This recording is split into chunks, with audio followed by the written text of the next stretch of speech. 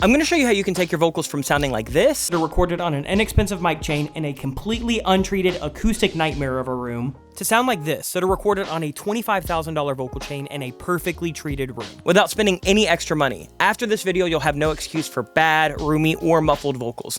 Before we dive in, I do want to go ahead and introduce myself. My name is Austin. You're watching Make Pop Music. We do videos like this every single Friday at 10 a.m. Eastern time, so if you like it, make sure that you subscribe so you don't miss one in the future. And if you want a chance to win a sample pack, preset pack, MIDI pack, or loop pack from our website, makepopmusic.com, all you have to do is leave a comment in the first 3 days. We will pick a winner at random on our Instagram on the following Wednesday, so make sure you follow us over at Make Pop Music, and make sure that you visit our website to check out all of our free and paid content. We have free samples, free serum presets, we have paid packs, we have courses, tons of stuff. Everything is linked in the description below. Let's go ahead and dive in. We have a lot to talk about in this video, and this is one that I am super excited for. Now, before we get into the real nitty-gritty part, I want to go ahead and just show you the mic chains that we're going to be using. So for the budget mic chain, I am using the Lauten Audio LA220. This is just their entry-level condenser microphone. I love this mic. I think it's one of the best mics for the budget. I think currently at the time of filming, this mic is right around $350, but you can find it used for just under $300. And then for the interface on that one, we're going to be using the Apogee Duet. This is definitely not the cheapest interface. It's just the small interface that I have and that I travel with, but it's pretty comparable to if you're using like a Universal Apollo, if you're using one of the nicer Focusrites. It's just a really, really good kind of middle of the line bedroom studio interface. So this microphone's maybe 350 bucks.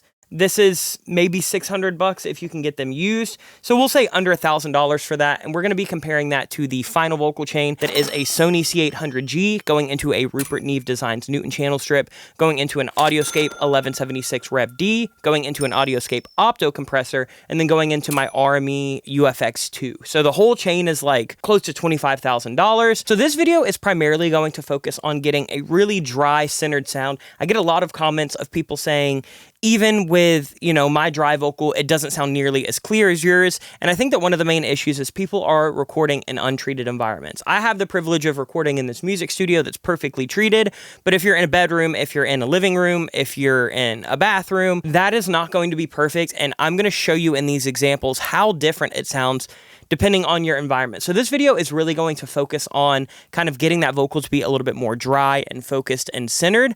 And the first thing that we should probably talk about is, do you use a vocal booth or do you not use a vocal booth? For me personally, I don't have a vocal booth in my studio. I don't really like the feeling of them. I find them to be a bit claustrophobic. I don't like tracking vocals in them myself, and I know a bunch of the artists that I work with don't love the vibe of like being separated from me as the producer. So typically what I do is I track vocals in the middle of the room that you're looking at right now. This is just my studio. I'll set the microphone up next to me. Me and the vocalist will wear headphones, and then we can kind of communicate face to face. Vocal booths are extremely expensive, especially if you're doing them the right way, where they're a little bit bigger. They're actually acoustically treated to sound like a vocal booth, and they're not just a really small closet that you've packed a bunch of foam into. I don't love the sound of like budget booths where it's basically just a little 4-foot by 4-foot closet that they packed a bunch of Orlex foam into. I find them dark. I find them muddy. What's happening in those is that they are, all of that fabric and that foam in there is absorbing all of the high end, but there's not enough mass to absorb any of the low end reflections. So to your ear, it sounds less slapbacky. It doesn't sound like an empty room, but the microphone is picking up all of those little low mid resonances, and that's how you get those really dark, boomy, overly thick vocals, even if they are dry. So typically I would prefer to be in just like a decently treated room if I have the option. The next thing that I want to talk about is, should you use one of those vocal shields or no vocal shield? There are the SE reflection shields that I've actually used before. I think that they can be a great addition when they're used with some of the other principles that we'll talk about in this video. I don't think that you can just throw one of those up in a gigantic untreated room and expect it to completely dry up your vocal. I think that if you are using a shield, it should be kind of a last step in the chain. It shouldn't be like a fix-all. I don't really like the Chaotica eyeballs. While they do kind of clear up the signal, I think that it makes everything, again, feel really muddy, really kind of cluttered and claustrophobic. I don't think that it makes a vocal feel really alive. I would actually rather have a little bit of room response rather than have a vocal that's tracked through a Chaotica eyeball. I just find them really awkward to place in a mix, unless you're going for like a voiceover that is supposed to sound immediately dry and upfront. And then the other options are, you can get things like movable panels, you can get little movable gobos. The company that makes all of my acoustic treatment, GIK, they make little vocal booths that you can actually fold, and I think that those work a bit better. If you want to spend the money, they are quite pricey, but at least they will start to sound like an actual vocals should. They'll kill a lot of the reflections that you need. They'll let a little bit still in so you still have some life to your vocal. So if you want to use things like that, I think GIK is a solid company to try. But I've never tried their little vocal stands or vocal shields, so I can't attest to that. Now let's actually talk about the exciting part, and let's talk about what you should do. And we're going to start listening to some of the other examples now as well. The first thing that you want to do is you want to try to pick the right room. If you have the option to choose a room in your home and you can move your setup, try out different rooms because they respond differently. For example, if you have the option to get into a larger room like this, I actually think larger rooms work a little bit better because while yes, they have a lot more of that longer kind of cavernous reverb, it's a lot easier to handle that in a mix. It's a lot more musical if any of it does make it into your final mix. And anything that's not like a perfect square, like a bedroom, is typically not going to have those super short, slapbacky, almost comb filtery reverb decays. So if you can get into a room like this, especially if it has plush furniture, if it has curtains, if it has carpeting, this is hardwood tile right here. But if you have all of those options, all of those can actually help you out. In a bigger room, I find much easier to treat the mix if a little bit of reverb does get into them. Also, if you want to do something like set up a makeshift vocal booth that we're going to do in just a minute, the more square footage you have, the easier it is to actually hang things up, make a space around you. The less room that you have, you're kind of cramped. So if you have a bigger room and you can move your setup in there, try that. This is what the vocal sounds like when you track it in a big open living room like you saw in the video. This is going to be the inexpensive mic going into the Apogee. Here's what it sounds like with literally no inserts on it whatsoever.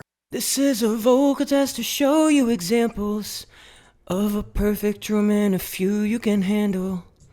I'm gonna sing a higher melody to show how the room reverb can get out of control. You can hear that there still is a little bit of that room response in the background, but like I said before, since it is a bigger room, you can get a bit more of that dry signal to kind of sit up front, and the room response behind it is much more smooth, it's much more diffused, and it's much more kind of in the background. Avoid small bathrooms like this. I know it might seem really cool because we all love how we sound in the bathroom and the reflections can be really nice, but since bathrooms are typically really small and they're tiled or marbled or have hard surfaces basically everywhere, what happens in these is that you get these really dense, really fast reverb responses that are so tricky to actually treat in a mix. So while it is a really cool effect to get that kind of really short room decay kind of tiled bathroom sound, if you're aiming for a dry, centered, focused vocal, I think that in the bathroom is by far the hardest to treat because all of the reflections are basically happening at the same exact time my dry vocal is,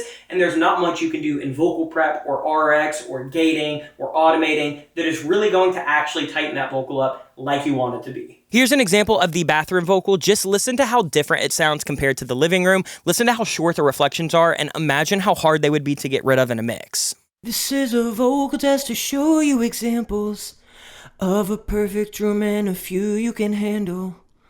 I'm gonna sing a higher melody to show how the room reverb can get out of control. It's a really cool effect, but if you're going for a dry vocal, that is not going to be it. Now let's talk about the most popular option, and that is using a bedroom. It's typically a perfect square or at least close to it. There's not much treatment. Maybe you have a bed, maybe you have some of your studio set up, but here are some things that you can do if you're in a bedroom or really any other imperfect environment. This is the main room that I want to show you about in the video. This is just a pretty standard bedroom. I think this one is about 11.5 by 11.5 feet. Not huge, pretty much the size of most of y'all's home studios if you're watching this. And all we have in this room is basically one bed. Nothing else, no curtains, no wall treatment, it is carpet. But if you're in a room like this, one thing that you want to pay attention to is the actual mic that you choose. A lot of people will use something like a Shure SM7B, especially in an untreated room because it is a dynamic mic and it does do a decent job of getting rid of a lot of the room noise. However, I don't really like that microphone, so it's not one that I typically go for in a room like this because there's other things that you can do. You can always use some kind of condenser mic as long as it has a cardioid or supercardioid pattern. If it has Omni and figure 8, that's great for other environments and other uses, but for a vocal track in a roomy room, you're going to want to make sure that you have cardioid. And what that's saying is that's basically saying the little capsule that's on a microphone is only going to pick up sound that's coming from directly in front of it. If you have it to figure 8, it's going to capture whatever's coming from the backside. If you have Omni, it's going to capture all around. And we don't want to capture any of this. We only want to capture my voice. So when you're picking a mic, whether it's, a dynamic mic, whether it's a condenser mic, make sure that it is a cardioid pattern. And if you want something that is super directional like an SM7B, but you want the detail of something like a condenser microphone, try the Loudon Audio LS208. I have a whole video on that mic if you want to actually click on that one. And you can just watch that video. There will be a link in the description. But the mic that we're using for all of this today is the Loudon Audio LA220, as I said earlier. So this is like a $300, $350 mic in a very, very, very untreated bedroom. But it is a cardioid mic, so that's going to do the job for us. Now, as I alluded to earlier, if you can have more furniture in general, but especially soft surfaces in a room, that will help break down the actual room reverb. It'll help diffuse the sound. So if you can have a room that has something like a big mattress and a chair or a couch or a bookshelf that has books on it, or you can open up a closet and you can sing into a closet full of clothes, any kind of soft feature and really any feature in general will either absorb the sound or diffuse the sound. I picked the emptiest room in my entire house because if I can get a vocal to sound good in here, I can get a vocal to sound good anywhere, but the more surfaces, the better, and the more soft surfaces, the better. The next thing is that you want to try different areas of the room. We're in basically a perfectly square room. Right now, I'm actually standing in kind of what would be like the back quarter of it. Typically, people will try the center of a room. I don't love the center of a room. Number one, it's just, there's a bed in most people's rooms if they're doing a bedroom studio, or there's furniture. What I actually like is typically closer to the front wall. So when we track the actual, treated vocals in a second, we're gonna move over to the front wall. And I like to be probably about 3 or 4 feet away from that front surface, because the way that sound reverberates is sound is gonna leave my mouth, it's gonna go into the mic capsule, it's gonna hit the surface that is that direction, bounce off of that, shoot back to me, and then bounce off the surface behind me and come back into the capsule. So while I'm far away from that wall, this capsule is pretty close to this back wall, and this back wall is giving me most of the reflections that I'm picking up on. So if you can be a little bit closer to a front wall, that sound has to travel from your mouth, hit the front wall, hit the back wall, and then get to your microphone, rather than travel around the room, hit this back wall, and then come right back into it. It sounds really confusing, but acoustics, typically the farther you can get away from a reflection, the better. And this is actually closer to what would be the first reflection point of this microphone. One area that I would always avoid is corners. I think corners are the biggest buildup for low end. You have multiple surfaces that are deflecting. It's just kind of a mess around corners. So try not to do corners.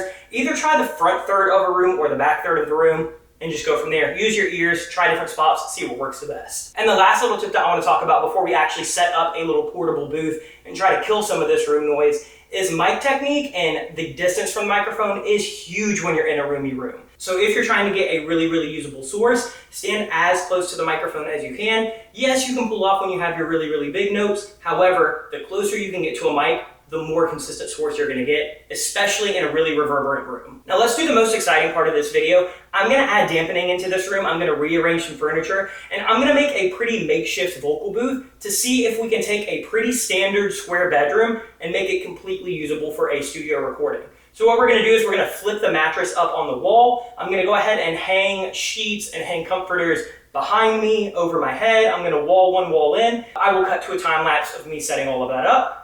Just keep in mind, the more soft surfaces, the better, and the denser surfaces, the better, because they'll absorb more sound.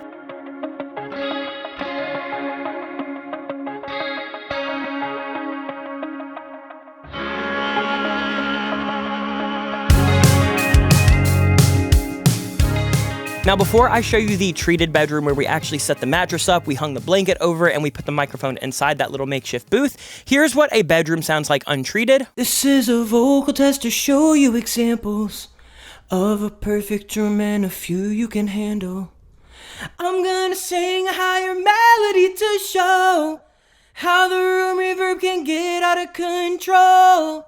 So as you can hear, there is a bit of reverb in it. This is typical to how most vocals that I get from people who are not tracking in a studio sound like, and this is what people mean when they say that their dry vocal does not sound as good as what they might hear in a tutorial from our channel. But let's go ahead and let's listen to what it sounds like if you do treat it with things like furniture, sheets, blankets. You basically set up a little makeshift booth. Listen to how much better this sounds. It's astounding to me. This is a vocal test to show you examples of a perfect room and a few you can handle. I'm gonna sing a higher melody to show how the room reverb can get out of control.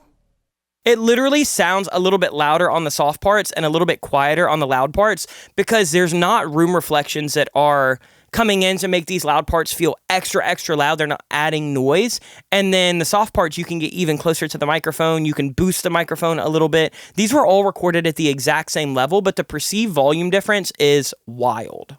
Now that you've seen me set up the room, you've seen me kind of troubleshoot things and try different things, I want to show you what that treated bedroom sounds like, opposed to tracking it in my open studio that is perfectly acoustically treated. I have carpet in here. I track all of my vocals in here. This is the same budget microphone, the Loudon 220 into the Apogee Duet. Here is the bedroom treated. This is a vocal test to show you examples of a perfect drum and a few you can handle. I'm gonna sing a higher melody to show how the room reverb can get out of control. Now let's compare that to the studio. This is a vocal test to show you examples of a perfect drum and a few you can handle.